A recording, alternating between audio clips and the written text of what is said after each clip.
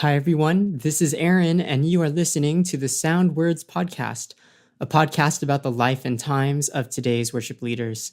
Today's guest is Endora Pan, and we're going to talk about counseling at Unikoi versus counseling at Turf, Segerstrom Musicals, being an editor for the Walnut Blog, the Briefing podcast by Albert Mohler, and Christian radio. Thanks for listening.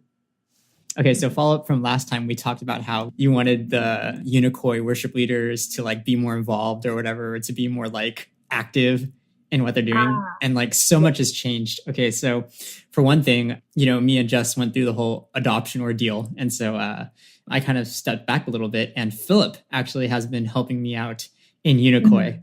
And what he's been doing, and what Philip's been doing is that he's been actually training the youth worship leaders, and some of them, overflown to Unikoi. So he's been proactive in actually teaching them about worship theology and even some practical stuff. With Chloe is a senior, and so she's been busy doing her college apps. So she actually has not been leading for a while, but she'll be coming back, I think, in February, and we'll be working closer with her. But yeah, that's kind of what's going on, Endora. That's cool. No, I actually walked in on practice a couple times. Oh, yeah? And what'd you think? I was encouraged. I was encouraged to see the counselors playing with the kids, because I think when I was still in Unikoi last year, and when you asked us to do it, that was definitely one of the highlights of the worship practice, that I participated in. Yeah, it was fun to play with just all counselors. Yeah. Because, we're so good. No, I'm just kidding. It's a true statement, yes. It's a change. But I think with the kids, it just reminds me when I play with them of how it was like to be young and to see mentorship in action through musical worship. Because that's how I learned myself. That's how I learned to sing so boldly, I think. Because people always comment that I do sing pretty loud. I can get better at changing the way my volume, but whatever. No, it's good. But I think I really learned through watching other worship leaders just sing with abandon. They knew what they were saying, but definitely what I grew up with was more emotional worship. Right. Yeah. But I still appreciate that. Yeah. And then also I think I'm still encouraged when I see the youth leading, or they're willing to step up, because I feel if you truly understand what you believe in, and if you have the gift of musicality and worship, and we can worship with anything, but if you have that gift of having musical talent, you might as well use it. And I don't know, I just love singing, or I love worship. Yeah, well, since the last time, we talked, you went to Turf. So how has Turf been for you? Have you been leading at all in Turf? Do you sing at all? No, I don't lead in Turf at all. Angie's been doing a great job. So has Ray. So it's just been Ray and Angie, and actually Vincent Jojana led one time. So that was good. And I think it's fine because Turf is a much smaller crowd. So I think I'm loud anyway. So I think even if I'm singing in the back, you can hear me. Yeah, you're leading from the congregation anyways. No, I'm trying not to, but no, it's just really good. No, they've been doing a great job.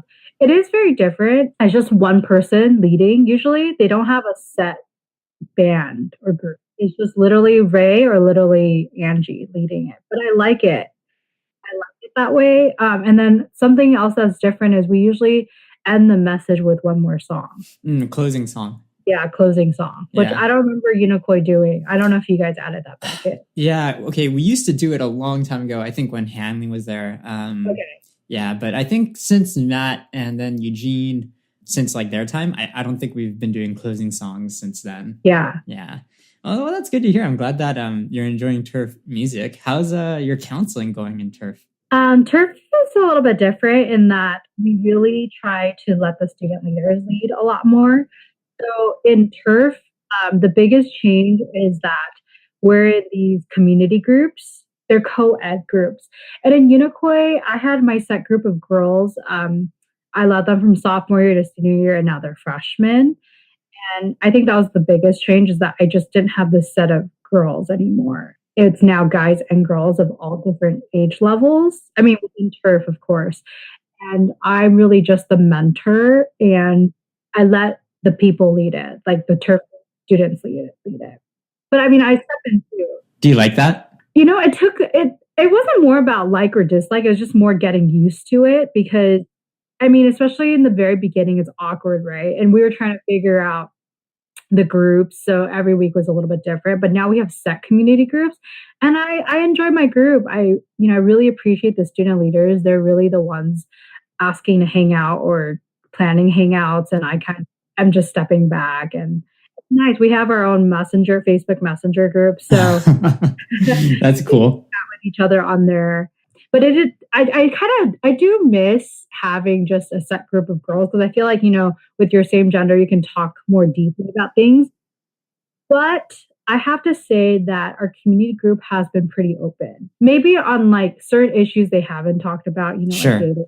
Like if you're interested in someone, they're not going to bring that up. But if it's been like family things or school things, like it's been more personal, they have brought it up. So that's something that's I think you're in a unique position because you went to UCLA, so the UC system, but then you went to... I went to Mount Sac. Yeah, you went to Mount Sac, right? You're a fellow Mountie like me, yeah. And so you also know... Mount Sac? I did. Oh, I had no idea. I went to Mount Sac for 4 years, actually. Oh, wow. 2 years of prereqs and then 2 years of nursing school, all done at Mount Sac, yeah.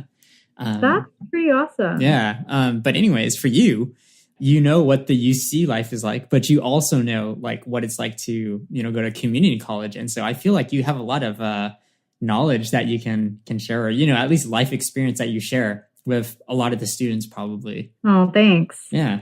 When you are leading the group, do you like chime in with your advice, or do you just kind of facilitate? Like, how does that work? Because you said mentor, right?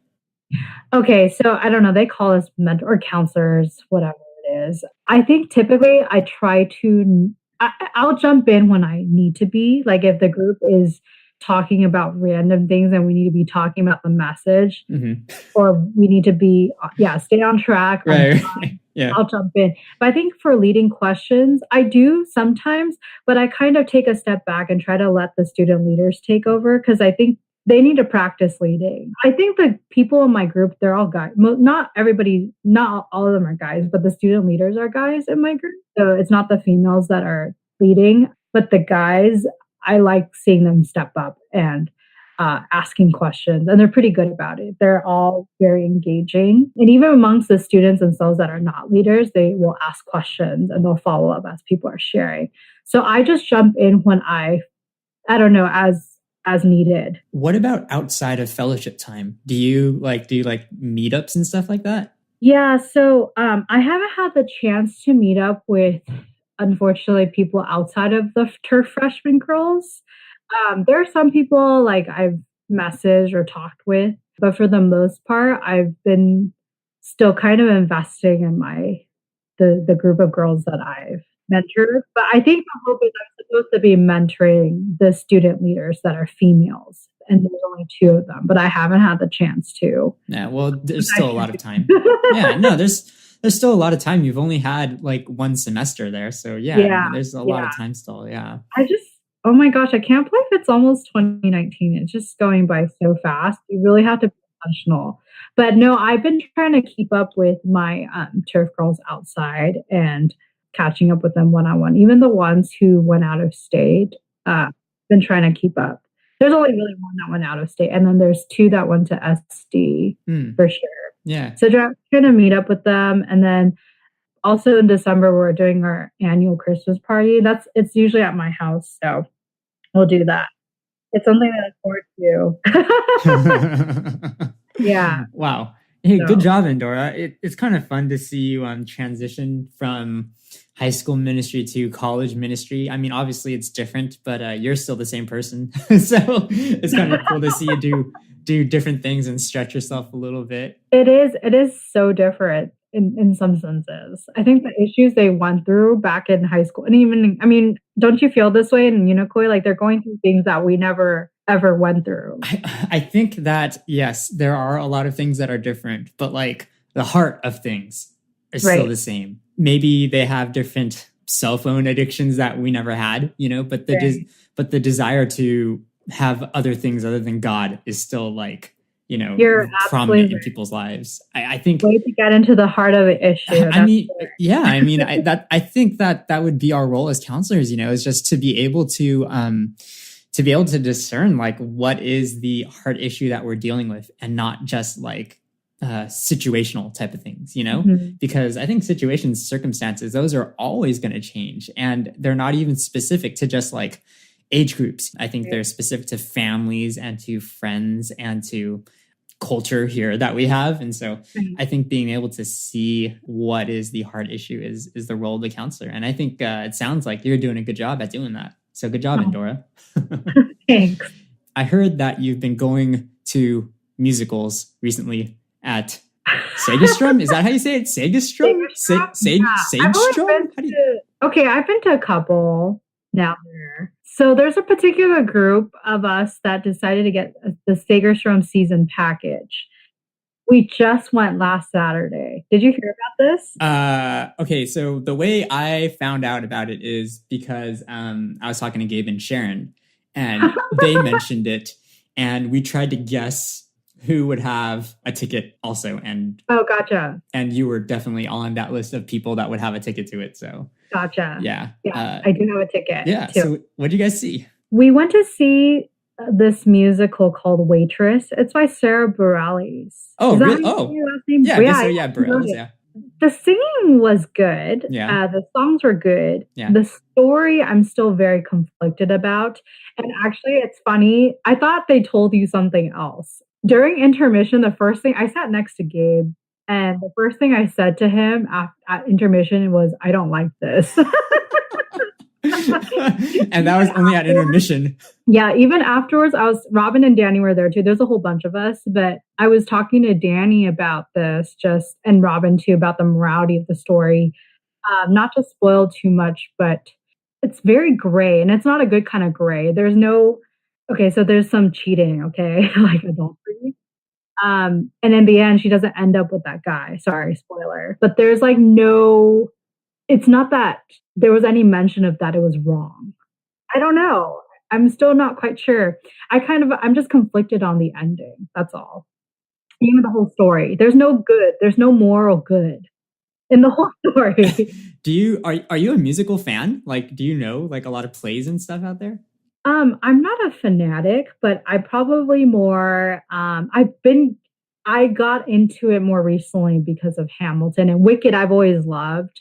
But other musicals, getting onto that's been more recent. I mean, for Wicked and Hamilton, I think there are very clear like moral lines that they draw there, I guess, or, they're trying to say something about it. But I'm sure that there are a lot of musicals out there where there is like just gray area and like they don't address it, it's just kind of out there.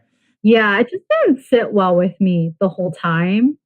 Even the characters, like I didn't understand their motives for doing things. I still don't understand the choices that they made. And I mean, not that I needed to, but I just couldn't root for any of them, But I did enjoy the story. I mean, I'm not sorry. The singing. The singing. I enjoyed the singing and the music. That was what made up for it. When you see them, do you get inspired for your singing at church on stage? Are you like, oh man, I want to sound like them? No, I don't actually, because I know I'm not them. But okay, in some ways it is very inspiring because when I'm listening to them, I'm just so amazed at their vocal ranges, their musicality, and just how good they are. But I'm never like, oh, I'm so jealous or I really want to be like them. It's just more, I'm in awe, and I could listen to you sing all day. Yeah. Okay. Well, yeah, I get where you're coming from. With those types of stories, though, is it the point that you're the one that's supposed to make the judgment? Like, maybe like the story is just being presented that way and you're the one that's supposed to decide? Or is this not the case? Do you know what I mean? Like, there's some stuff where it's just like, okay, it's there for you and you're supposed to like make the judgment. I don't know. I'm just a natural judgmental person, I guess. I don't know if everybody else liked it. Okay. Nobody else You're like the was only. as conflicted as I was. Maybe Danny, but you'd have to ask him. But I was definitely the most conflicted vocally. Like I just couldn't enjoy No, myself. I appreciate that you look at things with your Christian worldview. You just can't take off your Christian Well, glasses, I there's just guess. a lot of crudeness that I didn't appreciate, but then I should have expected that going to a modern secular show. I don't know. I mean, yeah, we sometimes we just had to be discerning on what we allow ourselves to watch. But Not that it wasn't okay. It wasn't like, I mean, I still think it presented some very interesting moral perspectives. Yeah, that's all. And I shouldn't expect them to be like Christian. They're not. of course, yeah, no, of course, yeah. Right. When No, you I like musicals. Going back to it, yes. When you watch your K-dramas, oh gosh, I haven't watched one in so long. When you have watched your K-dramas, because you're my K-drama expert, so all my K-dramas, I go to you. Are there clear moral boundaries in those dramas, or are there also like questionable ethics? I haven't watched any recently, really, to be honest. But I would say that, I mean, even now it might be popular, but there are some really interesting, moral ethics in K-dramas. But I think K-dramas are different, that it's not all just about like sexuality or those kind of things. But it's more, even if they present themselves, it's more done either in a playful or subtle way. For example, like the cross-dressing thing, like a girl cross-dresses as a guy so that she can maybe get into the same school that he does and she likes him. Like, you don't think about that. You're like, oh my gosh, like maybe you just live vicariously through that person because like, oh my gosh, this is so romantic. At least this was me back in the day when I was girling. Yeah. But if you think about it, that is like kind of, you should be pausing at that. Yeah. Like, okay. Yeah. Right. But at the time when I was watching, I was like, oh my gosh, like this is so awesome. Like, oh my gosh. You know, like, or you just get so caught up in it. Not that it's awesome, but it's just like it gives you like the feels. I don't know, like when he actually falls for her and then thinks, like, maybe he might be gay, but he's not gay. Okay, like those are moral, like, right.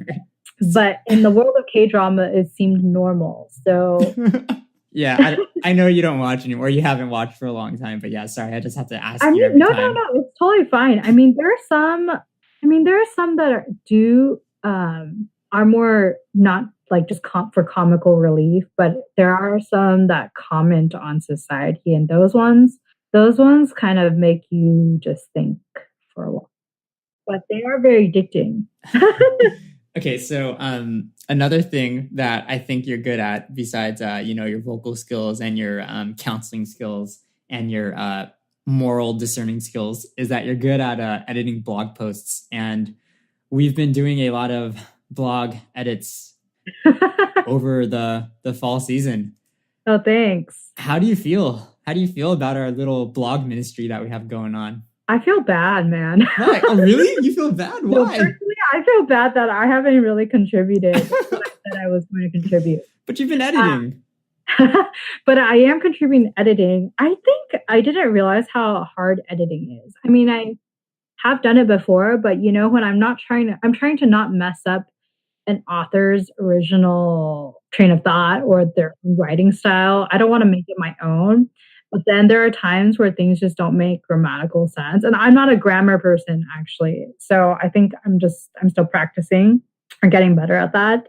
But no, I think it's been fun, actually. It's been fun to know which articles are going to come out.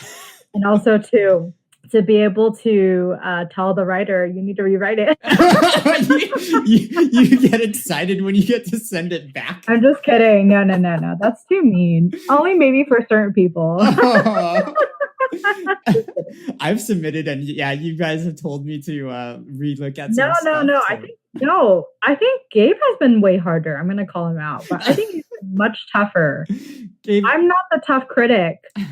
There are some things, that didn't make sense in the more recent posts, so we took them out.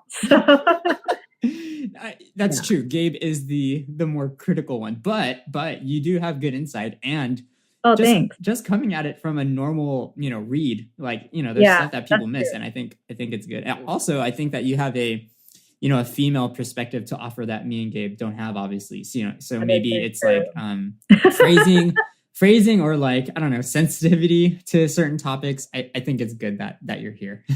Yeah, I think so. I think that is a challenge of editing a blog post, because you also need to think about the readership and how they would perceive it, especially if it goes on our church website and we have a ton of visitors.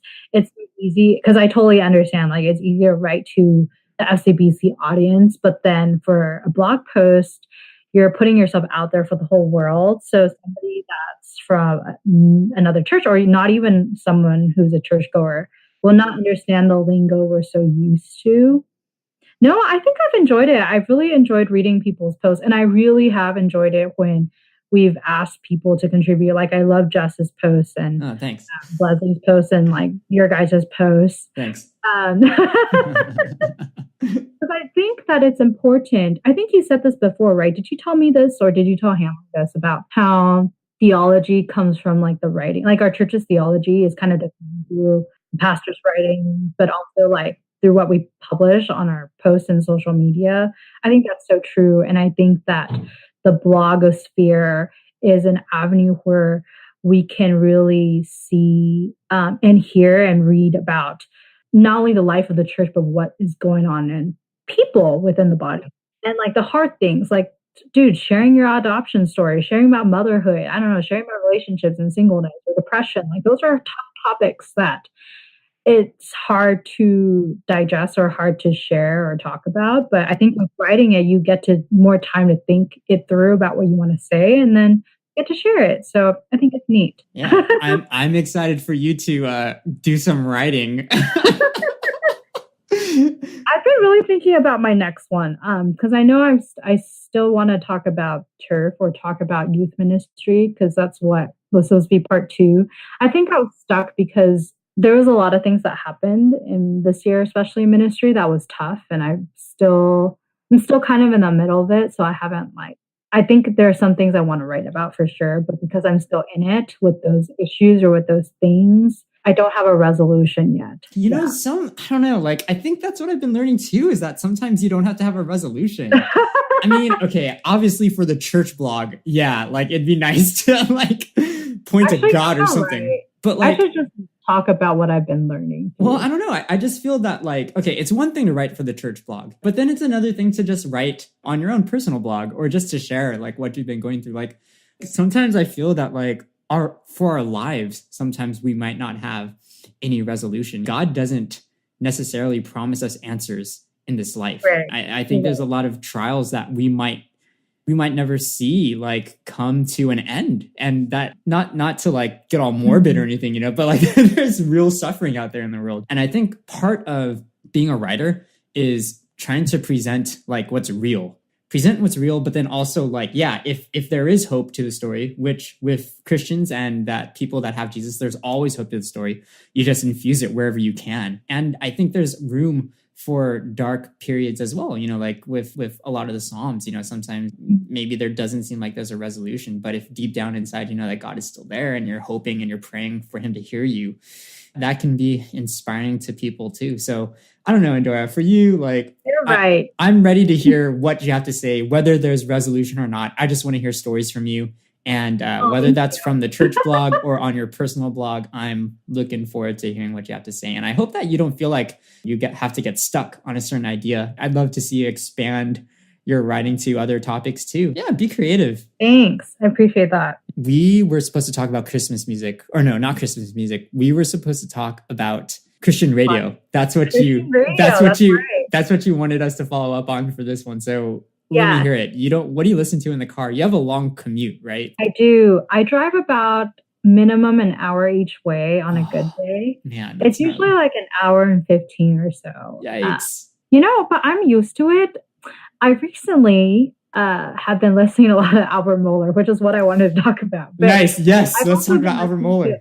I also listen to like K-Love radio station or Air One or The Fish. Air One still exists? Air One still exists. It's 90.1. 90.1? That's what it was a long time ago, too. 90.1 or 90.3 is how you get Air 1. And then Caleb is 100.3. And then the Fish is what, 95.9? Yeah, I know the Fish, yeah. There's also a KSGN, which is like all the Christian radio. Yeah. Wow. Out of all of them, I like Caleb the best. How come? I just like the radio talk show host the best. Caleb, I just like the morning show people. They're really fun to listen to. I just like their voices, and I just like they're fun. They're really funny. They're my favorite. The music is not necessarily good. And I think that's what I shared with you recently. Like even the Christmas stuff, I'm rolling my eyes because it sounds so like it's not really even Christian at all. Oh, it's secular. Oh, no, I mean it is Christian in the way that they Christianize it. It's inspiring. It's inspired by Christian whatever. It just doesn't have any curse words or whatever. But I mean, positive music. It's just positive music. You're right. That's the best way to put it. It's positive, encouraging. That's their tagline. Positive, encouraging. Yeah. And that's it. It doesn't have to have Jesus in there. Some of the stuff I really don't like, but there are other things. I mean, there are some Hillsong songs that they played that I like. Okay, yeah. Not that I would recommend us singing it on Sunday, but it's not bad. You know, I mean, I definitely will sing my heart out for Living Hope right now. Every time I go. Is that a Hillsong? I thought that was Phil Wickham. No, that's Phil Wickham. No, that's Phil Wickham. Yeah. That's Phil Wickham. For Hillsong, it's different. If they play Man of Sorrows, of course. Oceans, I'm good with. They've been playing a lot of this song called Not Today. I don't think I've heard it. Yeah, it's about Satan telling us to fear, but we tell Satan not today. Wow, that sounds like a really hardcore song. I'll link it to you. I don't know if you'll like it. Okay, yeah, link it to me. Who You Say I Am. Okay. That's been popular. So you really know all the popular songs then? I do because I listen to it, but then sometimes I get tired of listening to it. So I'll listen to classical or I'll go back to secular music because sometimes I just don't want to. It's just too, I don't know. Gets cheesy? It's cheesy, and it gets tiring. Yeah. But back to Albert Mohler. I really love Albert Mohler. I can't believe I didn't Albert Mohler. When did you start listening to him? I've been listening to him for quite a while now, I think. Years, right? Okay, so you're much more advanced. Actually, I have to give Gabe a shout out because he introduced me to Albert Mohler. This was back when we ran a half marathon, but I never, even when I liked it, it didn't occur to me that, I should be listening to it on my way to commute one day. But then I think this is about 2 months ago, I just suddenly started listening to some episodes, and then I was super intrigued by what was going on in the world, and then just got into it that way. Now it's been like my little, once I get on the 91 and I hit the traffic, that's when I turn it on and I just forget about the traffic. And instead I'm engrossed in what he's saying. And I just love the way that he talks, like he's not condemning I mean, sometimes, of course, I think he's kind of, he's being sassy in his own way, but he evaluates it just strictly speaking from like an, Christian observer or from a biblical worldview. I mean, he doesn't really comment too much. He's not like, not to offend anybody like Jack Hibbs, who's just like, I know what you're saying. Condemning, which I appreciate. I mean, he does call out when things are absolutely nonsense and ridiculous, which I also appreciate, but he's not, it makes sense. Like he speaks in a way where he understands the other side. Yes. Yeah. I think that he's very well read. I think he's very clear and articulate, and he's coming at it from a pretty robust Christian worldview. Like he really tackles all the points, and you're right. He doesn't come at it like condescending or condemning. If he didn't say it was Albert Mohler, president of the Southern Baptist Theological Seminary, like you would just think, oh, okay, this is just some guy giving his opinion. Like he's not coming from this place of authority or anything like that, you know? Yeah. And I think it's really good.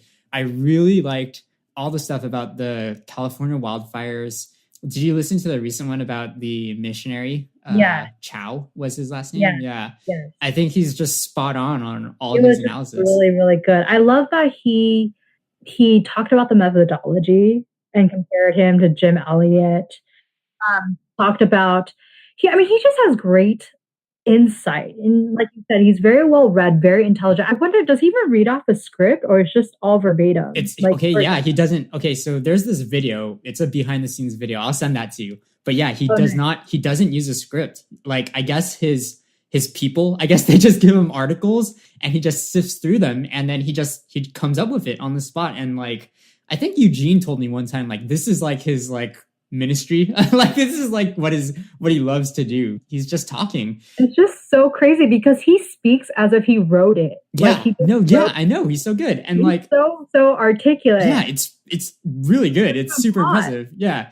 Okay, and then like Eugene also told me, or no, Eugene didn't tell me this. You can hear him. Like, he'll speak like outside of the school. Like, if he's traveling, he'll like do the podcast like on the road, which is crazy, right? Yes. Like, how much preparation do you need to do this? Like, it would take me like months to just come up with half of what he's saying. Yes. Yeah. So I really appreciate it. I mean, yeah, the missionary one is such a good episode because he also talked about what the world was debating about.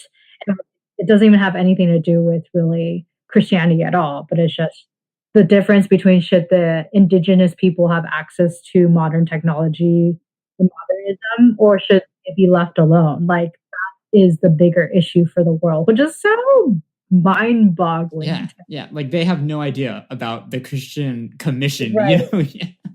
But I also loved in that episode, and this is, I guess, another spoiler for people, but it's just Albert Mohler shared about how he was at a conference speaking, and he met the guy who killed Jim Elliot, and that... Right, I know. Oh my gosh, I almost teared up. Okay, I didn't really tear up, but now that about it, I almost want to tear up because isn't that so amazing? Yeah, no, yeah. What a story, right? Like, that is a real Korean drama. There's nothing Korean about it. It's a Christian drama. It's God's story coming to life. Yes. The ultimate drama. Paul, right? Paul went to kill, I don't know. This is probably a bad analogy, right? But kill the Jews, or not kill the Jews, kill the Christians. And he was a persecutor of the church, and then he became the greatest missionary ever, you know? So yeah, no, absolutely. I listen to Albert Mohler first thing in the morning. Like, honestly, like once I get in the car, he's the first one. And so how long is your commute? Is it? My commute varies, normally 20 to 30 minutes. So somewhere in between there. Like, if there's accidents, then yeah, it will be slower. But like on the daily, it's 20 to 30. So it's not bad. Normally I can get in Albert Mohler, Ask Pastor John, and maybe a little bit of Ligonier, maybe. And then by the time I get to work, I need to listen to like MacArthur and then John Piper's daily sermons. So I have a very... Oh, nice. Yeah, I'm on a strict podcast diet there. I like that. I should join. Yeah. I can do all of them. you probably can. I mean, sometimes I need to take breaks because it's a lot to intake. It is a lot to intake. You know, especially if it has anything, is whenever Albert Mohler covers like the sexual revolution.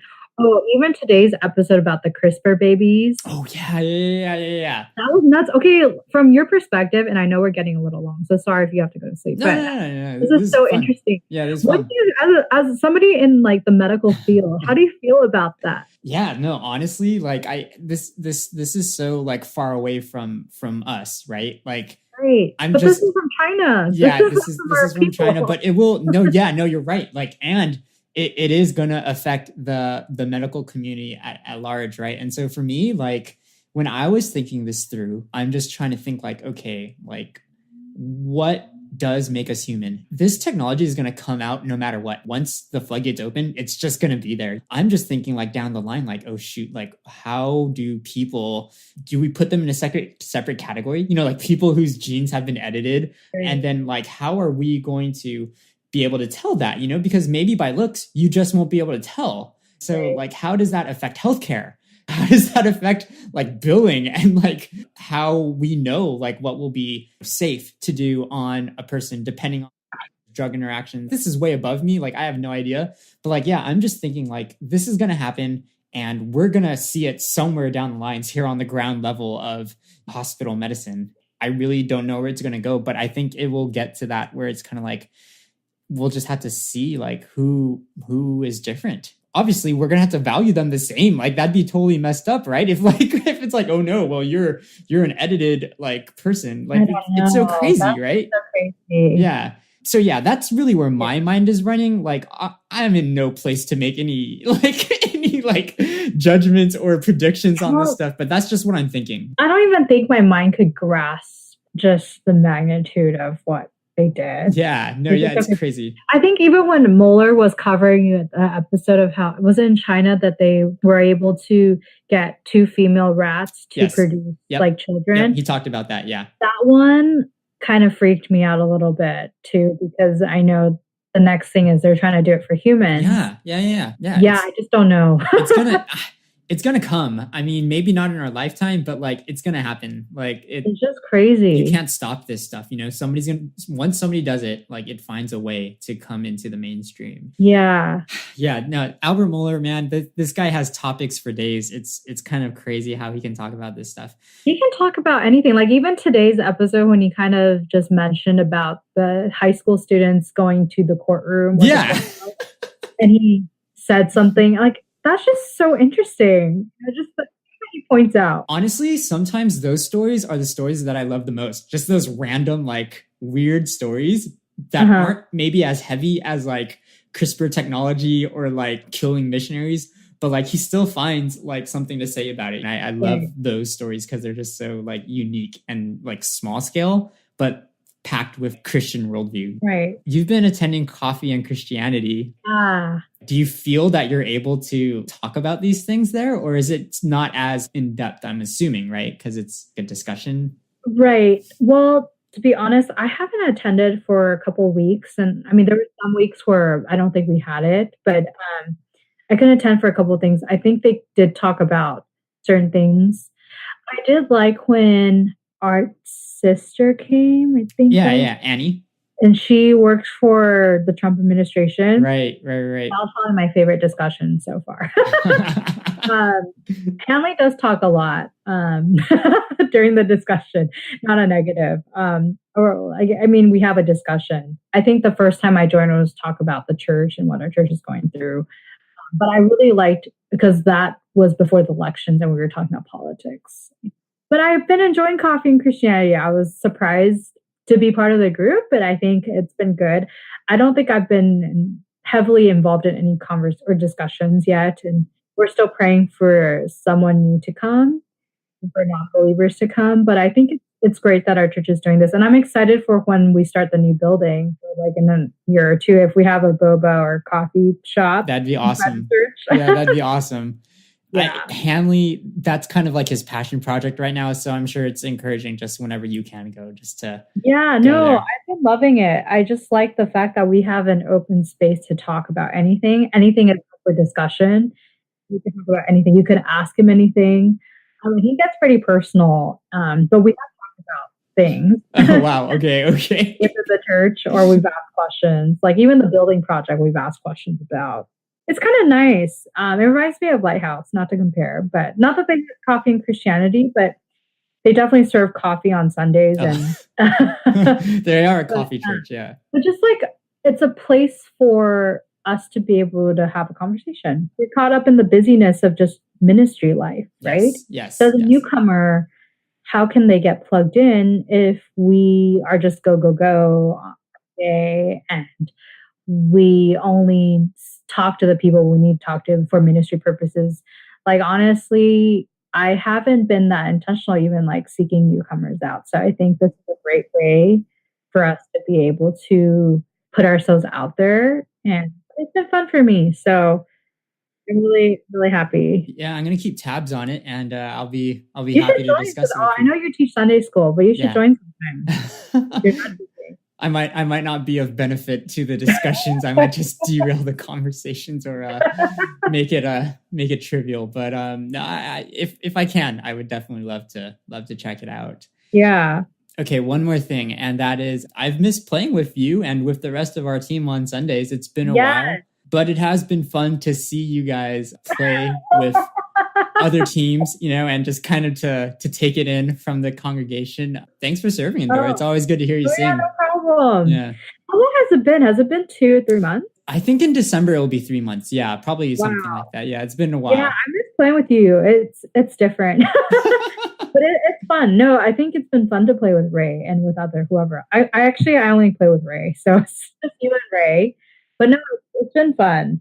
But everybody, I think, is just so talented. So it's nice seeing the group come together, whoever he asks and whoever you ask really. Yeah. Everybody is game to serve on whatever team, and that's one beautiful thing about our music ministry. You know, it's not about us as individuals, but it's about us serving the church as a whole and just being one voice to God. You know, and I appreciate that, and I appreciate you for continuing to serve. Whenever you're there, whenever I see you, I'm always like a little bit like, okay, nice. Like, so there's gonna be some powerful female vocals on stage. Okay, how has it been for you as like to watch us up there? I don't know. Is it different? Like, do you start making comments to yourself or like notes to yourself that now that you are from the audience perspective, there's things that you want to change to your music leadership? Maybe I haven't thought about that too much in depth. Obviously, you know, whenever I do come back, I'll think a little bit more critically about it. But right now, I think that I do appreciate it when the music is softer and when I can hear the congregation sing. Not saying that like, you know, everybody who plays except for me is like super loud. There's just times when it's like, okay, like it's really loud. I don't know. Like sometimes not every song needs to be a power ballad with like drums and like going crazy. I think there is beauty in variety, and maybe that variety is something that I can offer, whether that's sticking to our acoustic team or maybe tearing it down and going smaller. I don't know, but I do think that there is something to be said about just having a little silence and maybe more peaceful atmosphere. I think there's places for joyful, exuberant worship, especially on Sunday mornings. Not every song needs to be that way. And that's just kind of what I've been thinking of recently. Thanks for sharing. Speaking of worship, one last thing. I'm actually going to see the Gettys for the Irish Christmas. Yeah. I'm excited. So next time you can ask me about that. But let's definitely follow up on that. Yeah. Or how they lead worship, because I've never seen them live. So I'm excited for that. It's going to be great. You're going to have the time of your life. It's like a combo. Okay, well, me and Jess went to see them in Nashville, you know, and like when they said they were going to come back over here, we weren't able to go. But if it is anything like what they were in Nashville, you're going to love it. It's like a combo worship service / concert. They'll play. Yeah.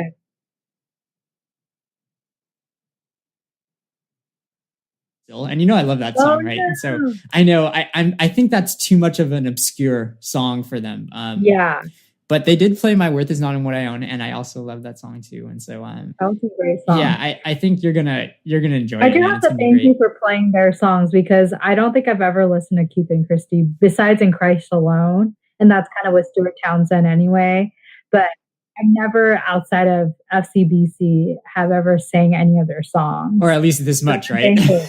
I'm thankful that FCBC has introduced me to such like great, solid, Sovereign Grace and thanks for singing them with us. It's been fun. But yeah, we'll definitely follow up on that concert. I hope you have a good time. And thanks for sharing Philip's song too, by the way. That was kind of you to do that. Oh, yeah. I haven't listened to Angie's yet. I should. I've been wanting to. It's your favorite song. You should listen to it. Right now, it is my favorite song. Yeah. listen to it after we hang up, and then we'll follow up on the next podcast, I guess. Sounds good. Thanks, Endora, for being my guest on the show, and thank you, everyone, for listening. Please send me your feedback or questions for a follow-up. You can even send me any questions specifically for Endora to follow up on, and I'll be sure to get to them in the next few episodes. In the show notes, you'll find links to our podcast archive. And don't forget to subscribe to us on YouTube, Spotify, or your favorite podcast player. My website is musicgoon.com. The email address for this podcast is soundwords@musicgoon.com. And you can always tweet me at Musicgoon. Thanks. See you soon.